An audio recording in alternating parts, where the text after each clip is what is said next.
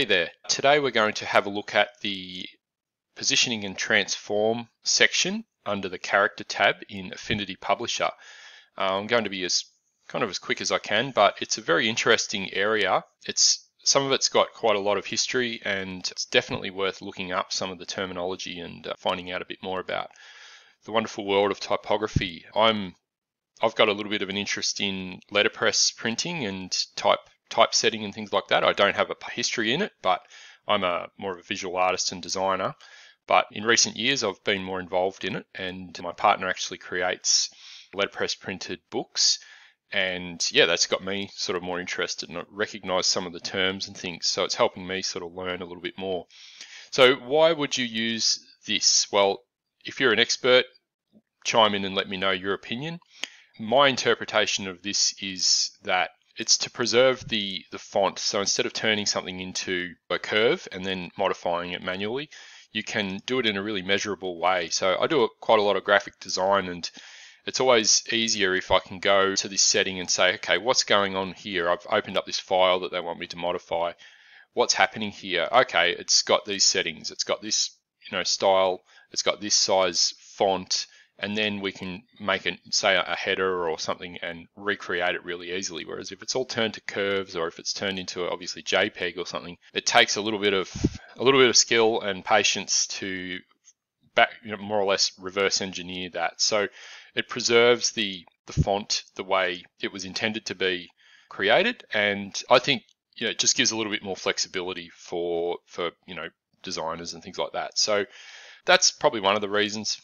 That's what I can think of anyway. Obviously, when you're exporting things as PDFs and things like that, sometimes you can have issues with fonts, but sometimes it's better try and get those fonts installed and just do it the way, the most flexible way you possibly can. I know that's not always possible. But anyway, let's have a look at the first one. So the first one's kerning. So basically it's the space between the letters, and you can individually adjust it. So some of them you select the whole lot, or you just click on the box and it will adjust it. Kerning, you need to click between each individual letter. So for this one, I will just show you. So you can see here, it's got 50% kerning. So I'll just go -50 and you can see what happens. See how it adjusts it individually. So why would you use this? Well, some fonts really work well with kerning. They tend to, like being adjusted. So say you want to join up some of the fonts. This is not the best one for it because there's a little bit of a misalignment there. But if I was making a logo or something, I wanted to rough out some ideas or things like that, I would play around with this and then maybe polish that up later. The sort of a typical example you see is an A and a V, how they have the same angle. You can actually draw in the letters closer. So that's zero kerning. You can see how there's a lot of space there. There's a vertical line between edge there and that edge there, whereas this actually has overlap. So that's a really powerful thing to use, and something you might want to look at. Just as an example, so here's a piece of type. It's a mirror image because typesetters do everything in reverse, because when you print it, it'll be the other way around. And this actually this overhangs, and there'll be a letter next to it with a space, with a piece of this material like this sitting to support that for when the printing press applies ink and then presses it onto a sheet. So that's sort of what it looks like again. So an F, something with a tail, or I can't remember the name of that, please tell me off the top of my head. But that ascender, I think it's called, or back, that will look nicer like that than, say, like standard. So obviously you want to keep track of all this sort of stuff when you're doing your headings and things like that, but it can add a lot more variety to your text. So kerning is highly recommended. Tracking is a good one for uniform spacing of letters. So this is a standard. Oh, it's actually got 14% for some reason. So I'll put that back down to 0. So that's 0, and that's 300%. So you can see there's just a little space, and here you've got a big space. Now it's not space bar. See how I can't select it like a space bar I would. So it's actually tracking. So you can see all the stuff you can do. Now, a lot of these settings, they only go up to 50%, probably because that's what most people would use. But you can actually manually adjust these to whatever you like, and you can get crazy with that. So that might work with, I actually have a vague memory of trying to make a word find using it like this. Instead of creating a whole bunch of letters in boxes and all this sort of stuff, I actually managed to track it, and then I did like a vertical text box kind of, let's see if I can do it, yeah, like that, and then I centralize the alignment and all this sort of stuff. So anyway, I'll try and stay on topic. So that's tracking. Okay, next one is baseline. So baseline, why would I use this instead of just drawing a curve and drawing onto the, well, one, the letters remain flat on their base, and two, you can preserve a measurable distance.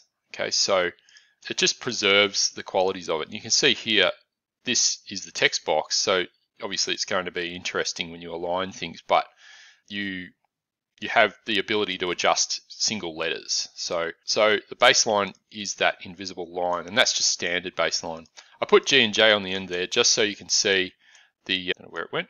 I'll just backspace again. I don't know where they went, but put G and J on just to show where the invisible line goes. So these with, I think they're called tails, will go under the baseline. So that'll sit on top of leading, which we'll get into in a second. So leading is the next one. Leading is, as the name suggests, I thought it was leading before I knew anything about letterpress and typography, but leading is basically, as the name suggests, it comes from these little pieces of material here, which are called leads, and they come in slightly varying. These are, I think they're called slugs, but correct me if I'm wrong, please. My partner will kill me for not knowing these terms correctly. So you've got your spacing material there, you can see that. So that would be used for kerning and things, okay? And obviously tracking as well. You'd be able to measure out the exact weights, and you can see how it says PT, so points. These are all measured in points. And yeah, that's pretty cool, I think, to know the history of this sort of thing. And that leading helps you to create space between your lines. Now, to use leading, might be one of those things you've tried to play around with and haven't been successful. It's the space between the lines. So you'll see I press enter and it goes all the way down there like that. So enter, and it's created that huge space. That's because I put 20 points of leading in my spaces here. I just remembered sometimes some of the units of measurement are points and picas, and don't ask me what the equivalents are. I don't know.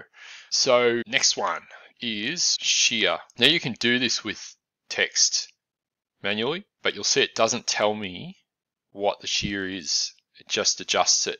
So you might want to be able to measure, say this is a font here that doesn't have a italic font, and you might want to put just a little bit of something in, something a bit different. Again, say making logos and things like that might help. So I'll just bring it up here. So you can see this font doesn't have italic. Now I could take the shear out and you can see what it looks like. So that's how it looks standard. I can bend it like that, sure. But I don't know, like I can use the transform tab and work out it's just off the screen, but it's the little S marker there. Probably for shear, I imagine. You can see I can adjust it there. But if you want to be a little bit more precise about it and say replicate it over and over, you can just add it in the box here. So you can make it whatever you want, and you can accidentally go 200 and watch it do that, which is fun. So yeah, that's shear. Horizontal scale. Now horizontal scale is a little bit different to tracking, and you may have already noticed or played around with it. It doesn't adjust the spacing only. Like, it does adjust the spacing, but it also adjusts the width of the letters. That's 0 horizontal scale. That's 150%, and that's 50%. So you can kind of change the letter forms pretty drastically with this adjustment. One thing you will notice is that it's squashed, and some things look thicker than others. So the Z's here, they look a bit different. They're not as well proportioned as in the original font. But again, you can make all kinds of variations without losing the exact way you modified the letters. Vertical scale, obviously it's the same thing, just vertical. There's not a lot to talk about with that. Yeah, again, you can, if you use one of the artistic tools, I think it is, you can stretch things and obviously convert it to curves and do the same. But yeah, again, you can measure this how you would like.